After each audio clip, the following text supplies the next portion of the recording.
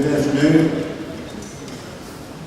Tomorrow I will be in Batesville with my grandmother as she celebrates her 109th birthday.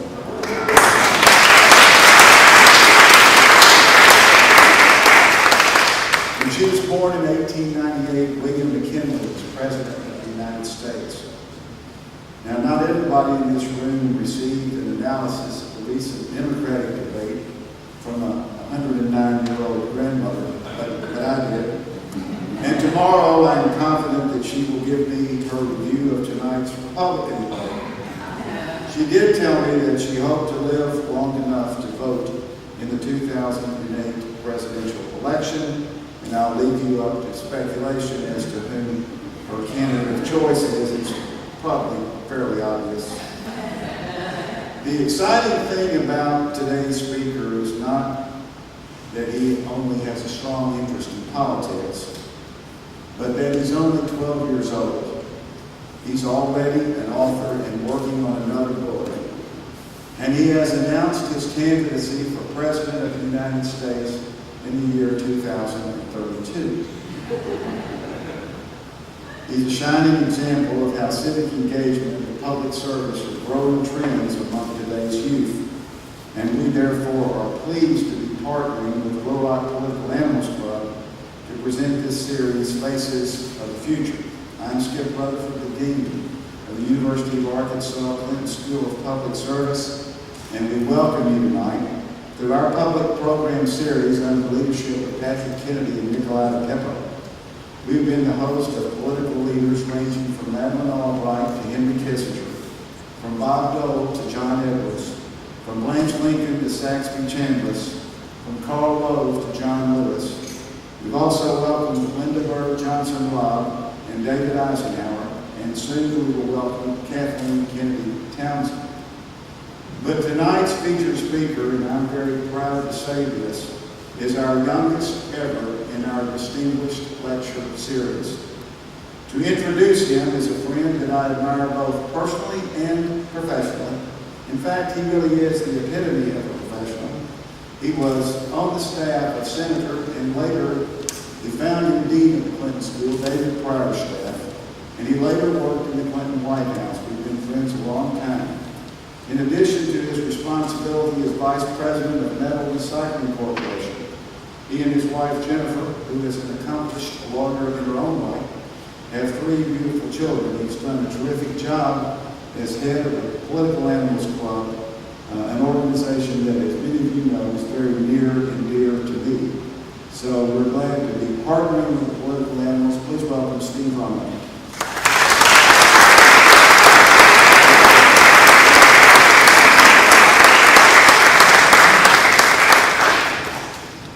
Thank you very much, Dean Rutherford, for that very warm introduction. I'd be remiss if I called that any less than about a 9.5 on a scale of 10. I appreciate you and I appreciate all your efforts.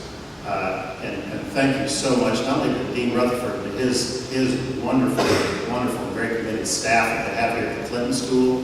In such a short time, this organization has established itself as a premier, not only institution of higher learning, but a premier forum in the United States for public dialogue and discussion.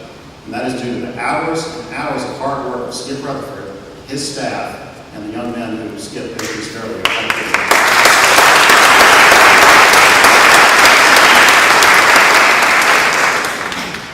Skip was being a little modest. He founded the Political Animals Club, as many of you know, 24 years ago, as a group of friends, both Democrat and Republican, who would get together over breakfast and talk politics. And I'm very proud to have been asked to be the 5th chairman of this organization, which will celebrate its 25th anniversary next year. The Political Animals Club, again, is a nonpartisan organization. If any of you in the room are not currently a member of the Political Animals Club, at the table here we have a sign-up sheet. I'm going to give you one good reason why you should sign up to be a member of the Political Animals Club. It's free. You will receive email invitations to all Political Animals Club meetings, which typically happen once a month. We have this year really taken on a number of collaborations to try to put as many partnerships together with the incredible array of groups in Central Arkansas who bring public speakers, good public speakers on political topics to Central Arkansas. We've had good success. In March, we partnered with the Central Arkansas Library System to have a program at the Governor's Mansion with former Senators Dale Bumpers and David Pryor. In April, we partnered with the Arkansas Literary Festival with a great program where we had afternoon snack with the White House pastry chef. That was a lot of fun. And then today we kicked off the Faces of the Future partnership with the Clinton School. And we're very proud to be affiliated with the Clinton School with Skip Rutherford and his fine staff. I'd like to offer a special thanks to Patrick Kennedy, to Nikolai DePippa, and to Ben Beaumont for their incredible work. Please give them a round of applause.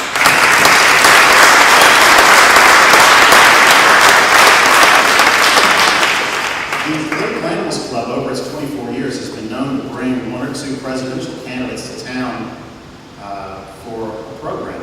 And over the years, we've had Michael Dukakis, we've had Al Gore, and of course, Bill Clinton. Well, tonight we have a presidential candidate of a different sort. Skip touched on it, but Noah, I know you're back there somewhere. Why don't you come on out, ladies and gentlemen, Noah McCullough. Noah.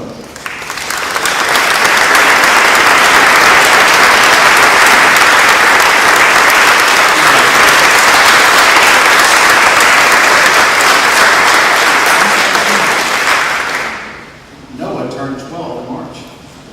He's from Houston, Texas. He's a sixth grader, and he's already appeared on The Tonight Show with Jay Leno, The Today Show, The Oprah Winfrey Show, Martha Stewart, and Fox News, just to name a few. As Dean Rutherford said, he's written a book, The Essential Book of Presidential Trivia, which you can purchase and get signed by the author right here after the program, during the reception. And he's currently writing his second book about presidential children. So making the most of his time out of school in Little Rock today, Noah did research at the library on Chelsea Clinton in preparation for his new book.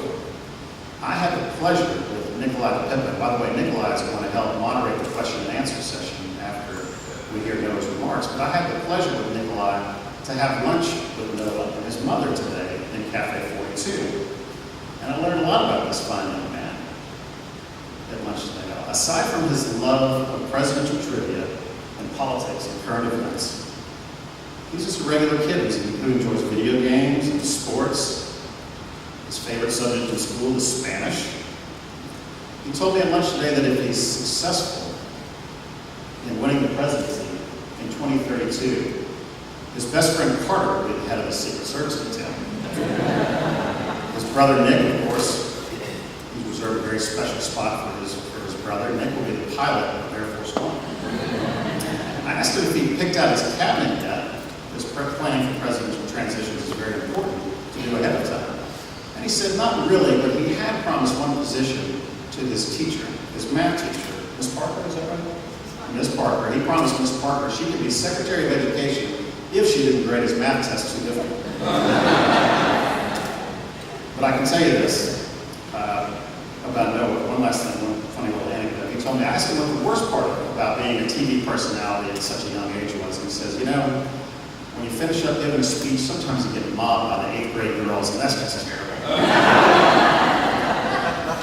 But the best thing that I found in my brief time with Noah today is that he really is a fine young man. He's well-mannered, he's brought up wonderfully, he's a good guy, and he's got this incredible toothless grin that makes you wonder if he's up to something.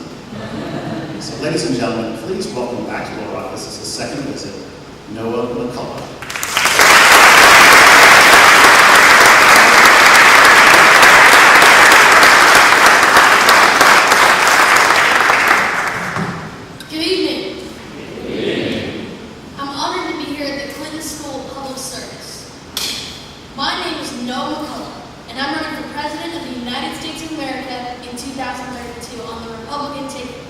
And I would like to ask for your vote and support now and in the future.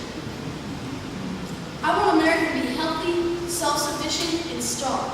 And I will work hard between now and the time I'm elected to make sure of this.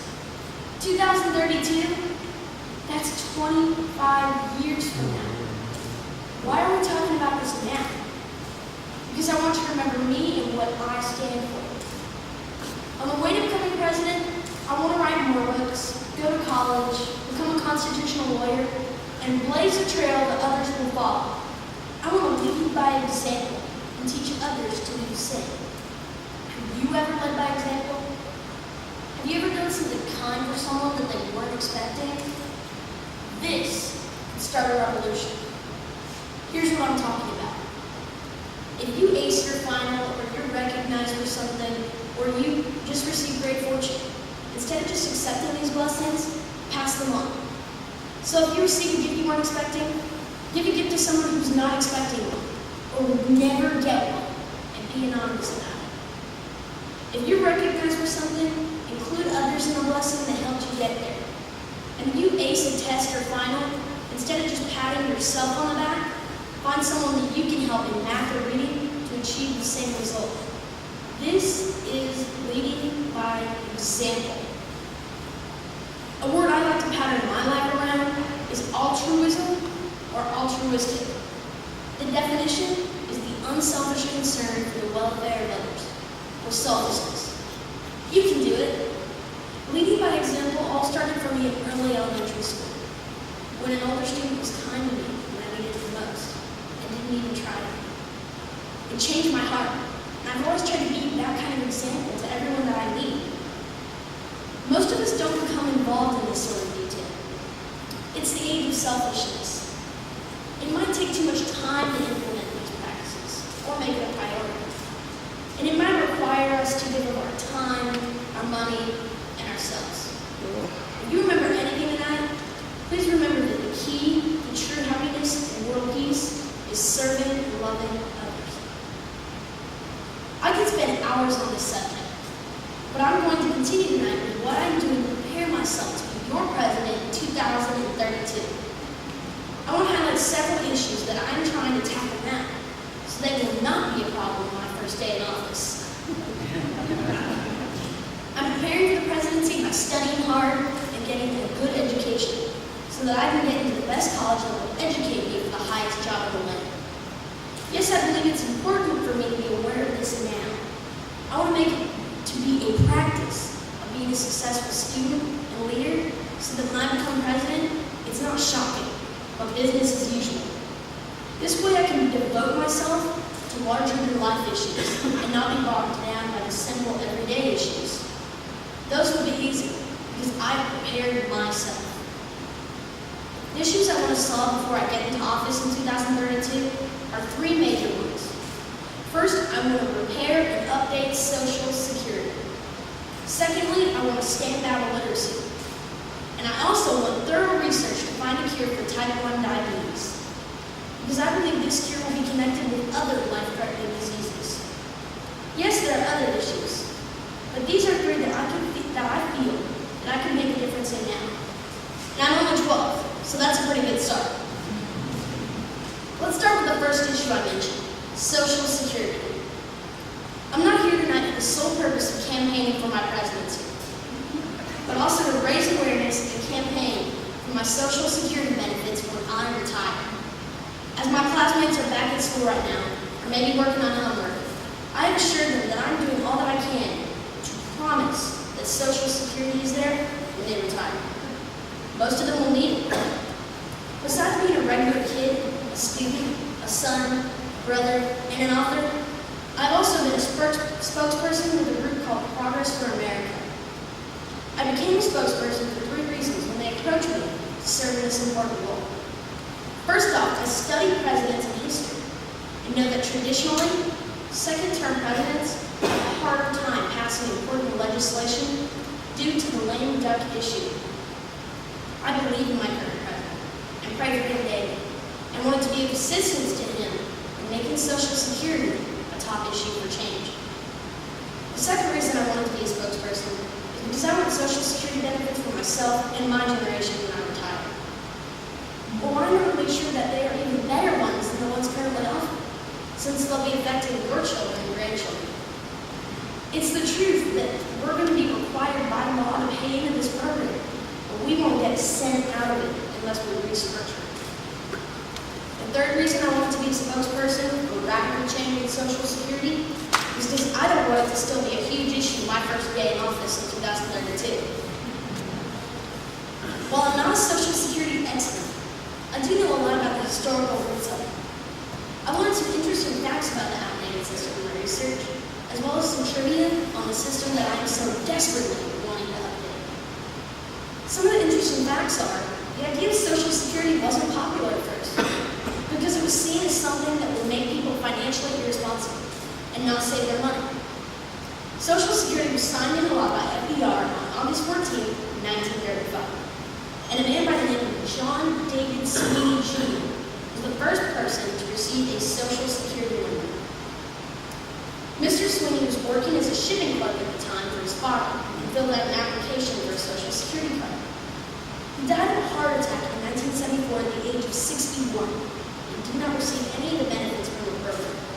But his widow did get the benefits of the job well done, receiving benefits from his work until 1982 when she died. The first applicant for a lump sum Social Security payment was a man by the name of Ernest Avery. He retired one day after the program was instituted. He put 5 cents into the program and received a lump sum payment of 17 cents. In January 1940, the first monthly payments for Social Security began being paid by the government. And Ida Mae Fuller received the first monthly Social Security check. It was for $22.50. She received this amount each month, and her lifetime receipts would be a total of $22,888.92 worth of Social Security benefits. The funniest and most unique bit of Social Security trivia is this.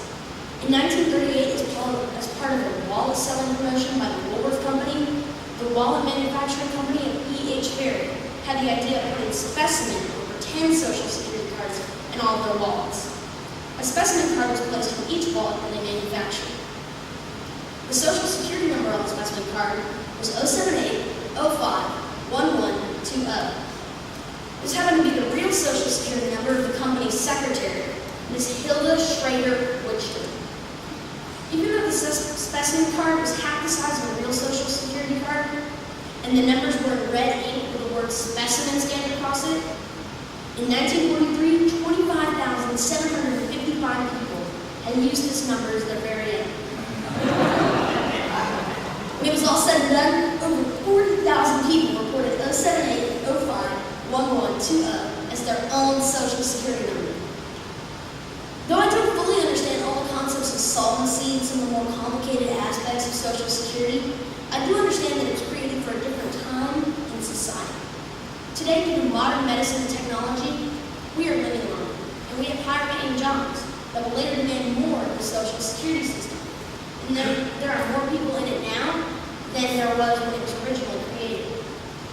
There has been so much progress since 1935 in every area of our lives. Why can't we update and improve the Social Security system? I mean, imagine if we were still using the same surgical and medical techniques of the 1930s. And if we were driving cars made in the 1930s. The technology we depend on and use on a daily basis was not available in the 1930s. Can you imagine your life today without a cell phone, a BlackBerry, a laptop, or computer system? Social Security will not exist for my generation. Because we've just put Band-Aids on it and wired it together with coat hangers one too many times. The hard fact that I mentioned earlier that my generation will not receive Social Security even though we will be required by law to pay into it is hard. Some of you guys are paying into 401ks or ESOP retirement plans. What would you do if after several years or when you retire, you came to receive your money, but they said, sorry, we used your money for someone else and you won't be getting your investment? I also know that Social Security is not just for Republicans, not only for Democrats, and not only for independents. It's for all Americans. It just seems like the adult leadership is too concerned about party lines and keeping score, rather than working together to fix this broken and outdated system, so that their own children and grandchildren won't be left to bear the brunt of this crisis and financially devastating mess that could have been avoided by cooperating. I also understand what partisanship means. Look at my face today, and you see the face of a 12-year-old proud American boy, the face of a son, a grandson, and the face of a future president. but also a face that will look very different 50 years from now. Hopefully we'll have several degrees behind it and have served its country well and lived a full and successful life and career. Let me ask you something. Doesn't this face deserve to reaping the benefits of a job well done? There will most likely be wrinkles and lines that can't be imagined today. But nevertheless, it will be the same face, the face of tomorrow. It's weird to think of, but it's true. When my little brother Nicholas and I argue or fight and don't behave as two brothers from the same family should, my parents discipline us and say things that make us feel guilty, like grow up. This seems like the same situation here to me. Solving this crisis will take cooperation and compromise in a bipartisan effort, just like two brothers from the same family. To fix this and pass legislation with a plan that will promise a better and brighter future for all who pay into it.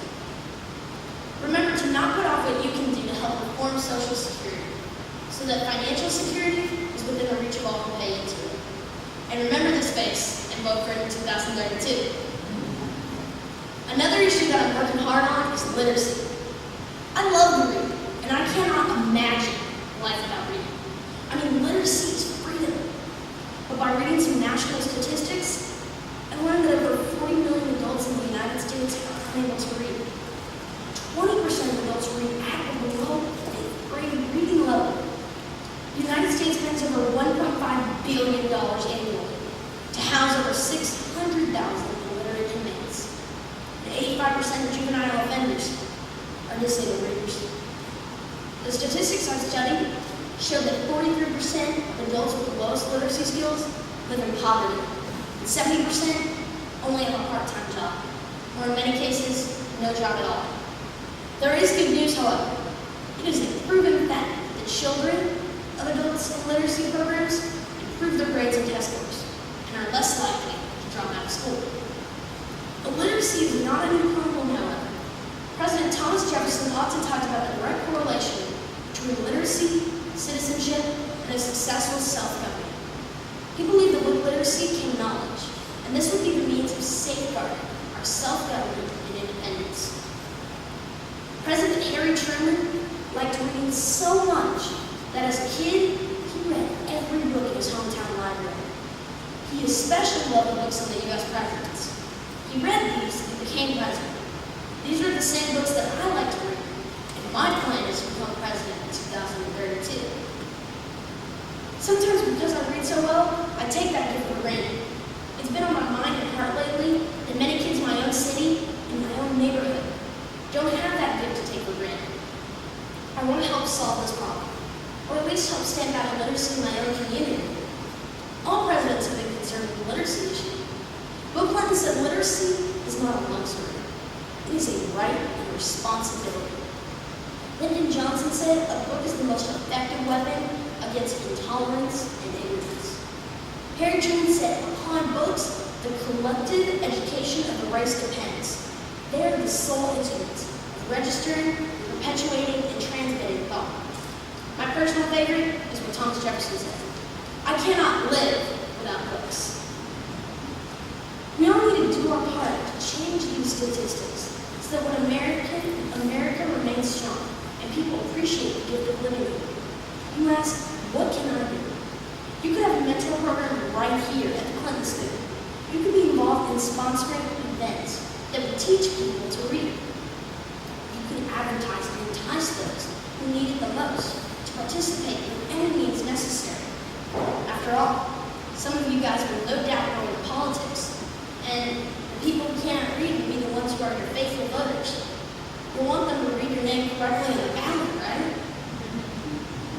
Tomorrow, I hope to go to several underprivileged schools in town, so I can give my books to kids that would not be able to buy them. I want them to be motivated to make a difference in the lives of others. If they can read, they will be able to do just that. They will be able to get a good education and a good job. And they will ultimately be one less family that has to depend on government programs for every little thing. They will feel empowered by working and providing for themselves. All of our efforts could begin a literacy revolution. A creative way to enhance teaching reading is to include history.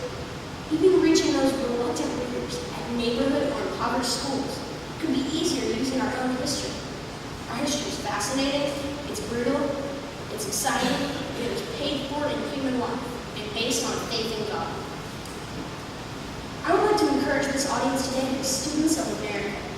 We live in such a strong and wonderful country, we often take for granted the blessings that were paid for with human life on a daily basis. I challenge you all to read my book and others like it. Choose some aspect of history that you want to focus on, whether it be the presidents, our wars, our government, our judicial system, our Congress, or anything else that has to do with history. It's fascinating. Sponsor contests, games, and events here at the library involved in history. Not only will students catch your infectious spirit, but they will be able to read everything they get their hands on.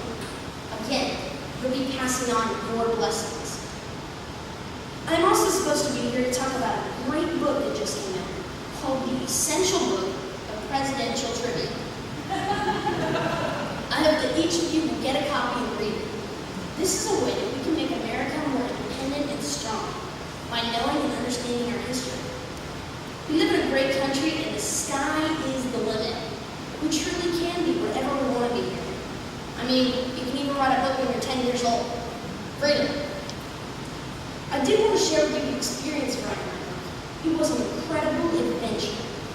The only thing that bothered me about writing a book was the constant feeling of countdown.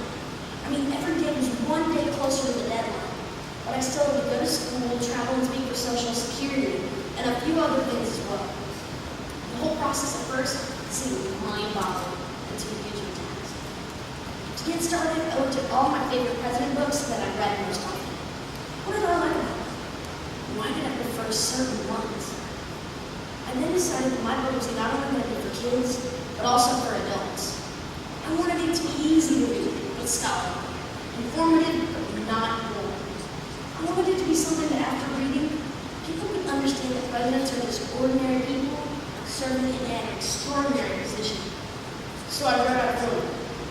I would begin each president portion of the book with a fact box that had facts that could be easily memorized or referenced. I would then write a mini biography of each president that showed something funny, normal, or human about them, and follow up with as much trivia as possible. I wanted facts and trivia about the White House, Secret Service, Office of the President, and government interspersed throughout the book. I wanted interesting pictures for each president, and not the boring ones that you see in every book about the presidents. And I wanted to challenge readers like me who love a challenge, a quiz that gets harder with each level. I was traveling a lot while I was doing my research, so I carried my most informative sources with me in 3 backpacks and visited libraries along the way. I found facts that I knew and didn't know, but made sure I found it in at least 3 other places before I put it in my book. I was finally ready to write. I worked on one president at a time in order. For inspiration, I watched a DVD series put out by the History Channel that someone gave me for Christmas. I would eat some popcorn, watch the movie, and write. For all you writers out there, I highly recommend it. It's a great way to write. My mom helped me by typing what I had written, and she created a schedule for me. When I wrote, she was there to time, or the book would not be finished yet. Now, I'm good with TVs and stuff, but I'm not good with the typing. I mean, it's kind of sad, because sometimes I can't find the space bar. My schedule was Wednesday after school until 9, Thursday after school until 9, all day Saturday, and Sunday after church until bedtime. My time frame was about 7 months to write for the basic manuscript. This is not a lot of time, but I convinced Random House, my publisher, to market my book for President's Day, because there aren't a lot of cool books on President's Day.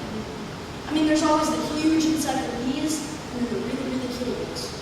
So they agreed to market my book for President's Day, but they said I would have to move extremely quickly. At the time, I didn't realize how quickly they were talking about it. My mom and I set a timeline between the time I signed my contract and the time my manuscript was due. I wanted to give myself 2 weeks wiggle room, just in case.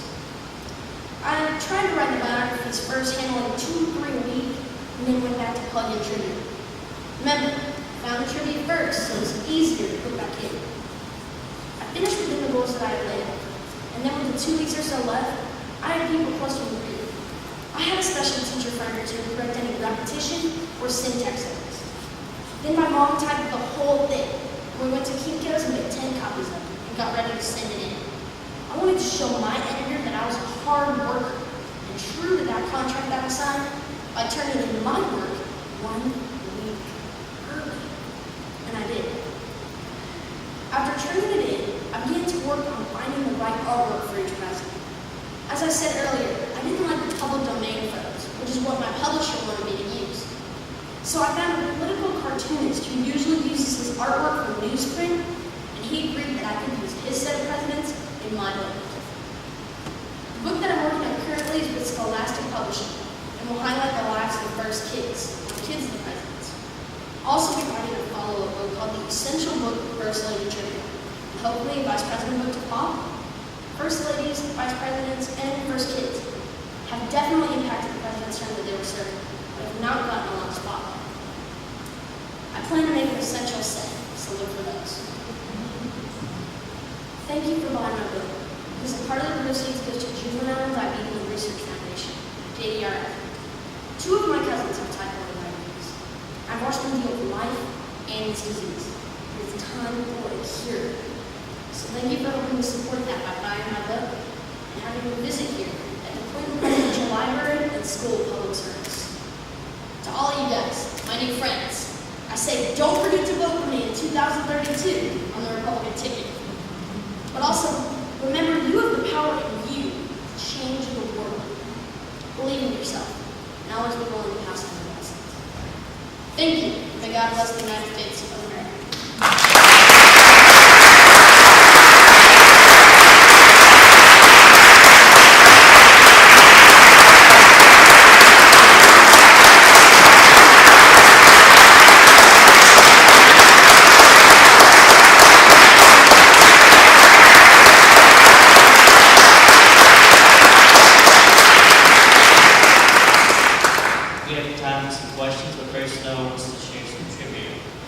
There's some really cool trivia in my book that you can find out, such as John Quincy Adams swam nude in the Potomac River every morning.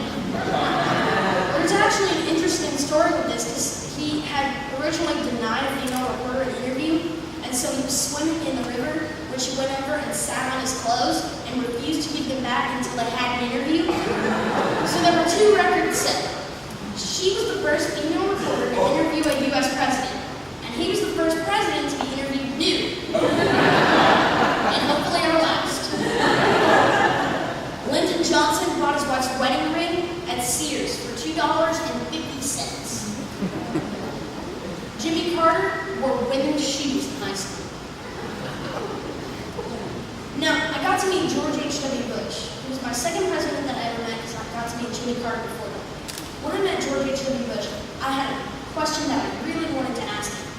So I asked George H.W. Bush, the 41st leader of the free world, President Bush, how does it feel to be one of the few people in the whole world to have spanked the current president of the United States? He said he didn't know how it felt because he left Harvard to mistake. Also, I want to share with you guys that if you buy my book over there, you'll get a band that says Noah for President 2032, www.noahmccullough.com, just for you guys who don't have great memories, and remember. Open it for questions. In the back, Jose, one good. Thank you for your stand. It's great to see you standing up for president. I'm impressed and happy. My question is there a particular reason you're choosing to run the Republican ticket and your address, or even from your own party? The reason that I want to run the Republican ticket? Well, I decided that I wanted to run for president, and I thought, well, I'm probably not going to be raising all that money by myself, so I needed to choose a party. So I talked to my parents, and they said, well, you're going to have to choose it on your own. So what I did was, I kind of examined the beliefs of the Republicans and the Democrats, and found my beliefs to be more along the Republican side than that of the Democratic side. And then I examined the presidents and the Republicans versus the Democrats, and the decisions that they made in different situations. And I found that my decisions more often were on the Republican side than that of the Democratic side. And that's how I chose my party.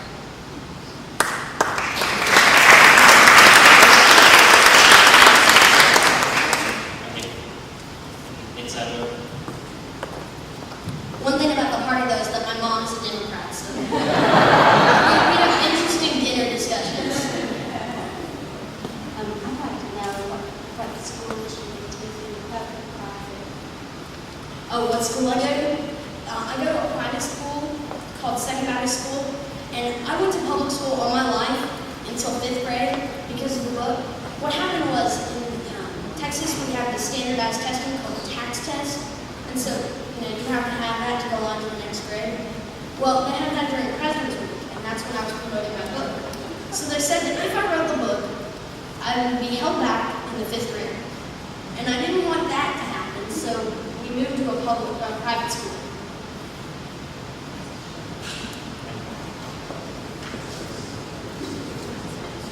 The research that you did on presidents, which president or presidents did you find the most unusual or the greater number of facts that you didn't find before in your research?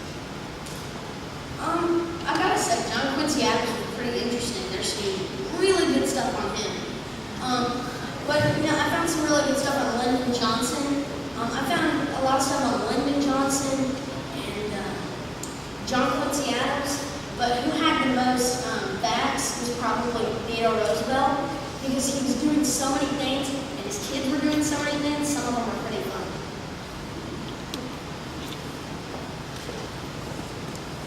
Have you been elected to anything yet, and what will some of your first campaigns be, and what offices will you seek when you become president?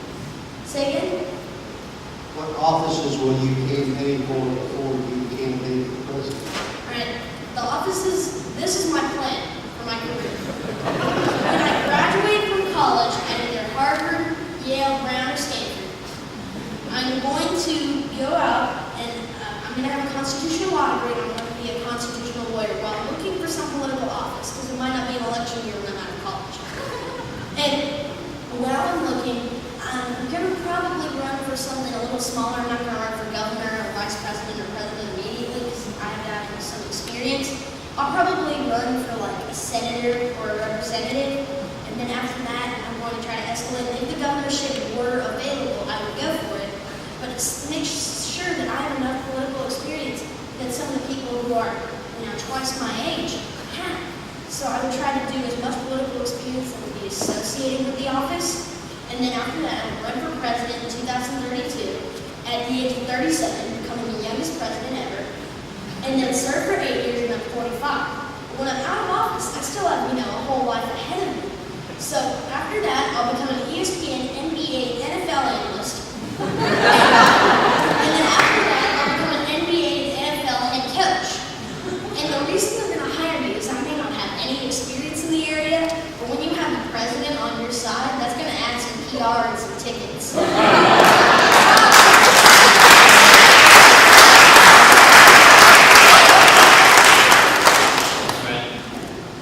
Who do you think is the most misunderstood president and why?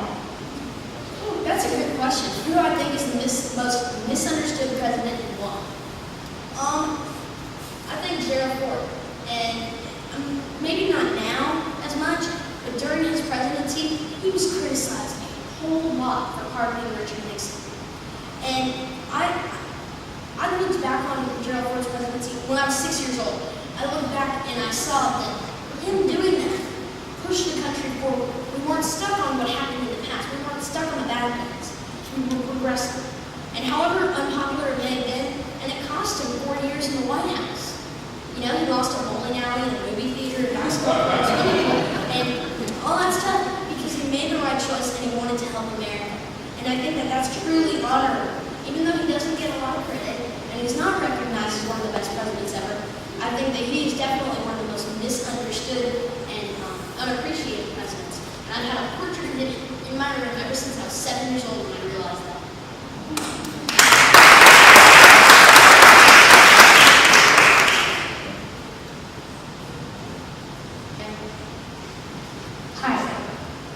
I'm here.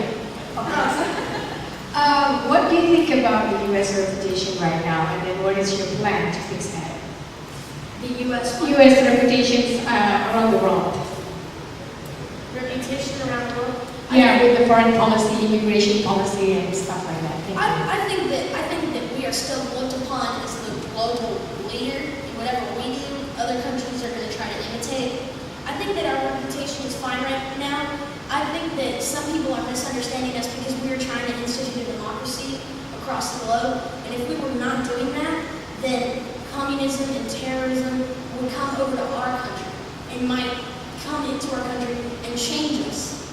And we're in a great country right now, and I personally don't want terrorism and all that stuff that would make me scared every day to come out of my house and make me scared every day. That's something that I don't want, and that's something that we should provide to everyone.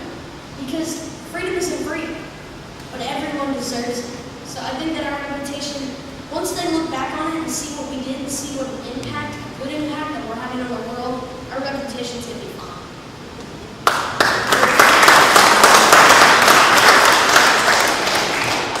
What are your hobbies as a kid? What are my hobbies as a kid?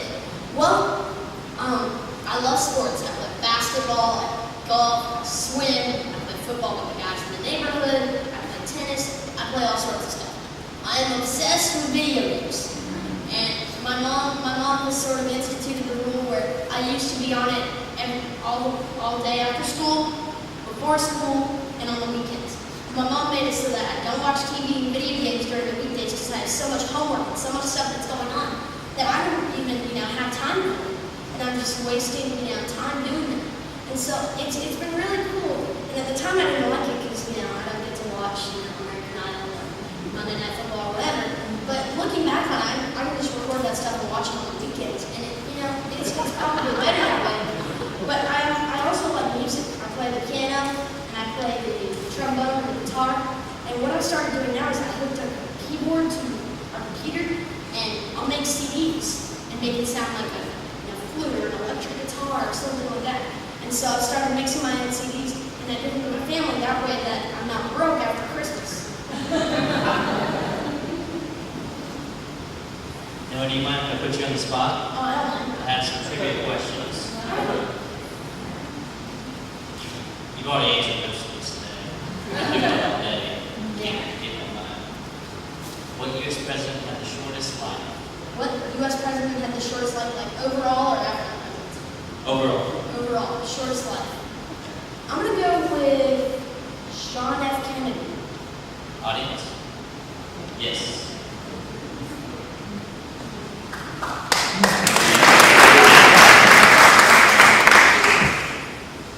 What U.S. president was the first to be a golf nut and took out an adjective that describes the president as a busy player? What U.S. president was the first to become a golf nut?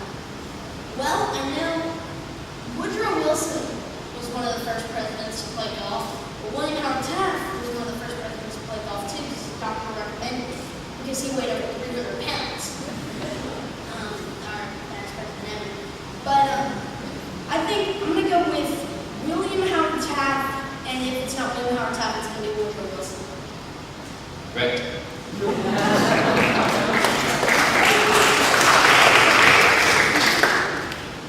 What document did President Johnson want a copy of placed under his head upon his burial? Andrew Johnson, Yes. he wanted the Constitution. Yes. It's one that we did during the trivia contest, but it's so like it. What U.S. president threw out the most opening day baseball? What U.S. president had the most opening day?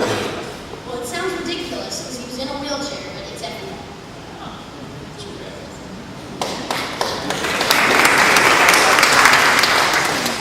What U.S. president installed solar panels on the White House roof? What U.S. president installed solar panels on the White House roof? Well, I know Lyndon Johnson was like obsessed with saving energy, so I'm tempted to go there, but I'm not 100% sure. I'm just going to take my chances and go with Lyndon Johnson. Got it. Jimmy Carter. Jimmy Carter. It's not that. 80% success rate.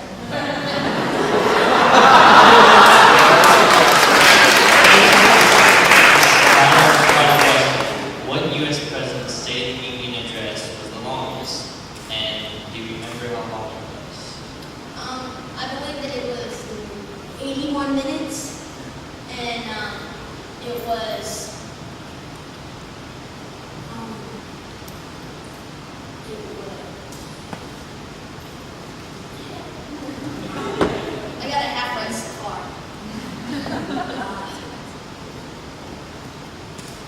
look behind you.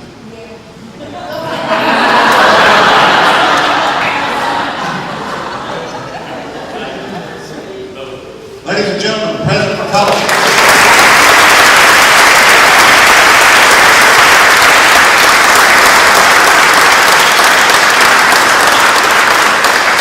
Now, we're going to take a few minutes while Noah goes over to get ready to sign his books. Books for sale, there's a reception in the back, y'all stay around and visit. We're honored to have this young man with us. You can tell he's very, very talented. The youngest distinguished lecturer in the history of the country.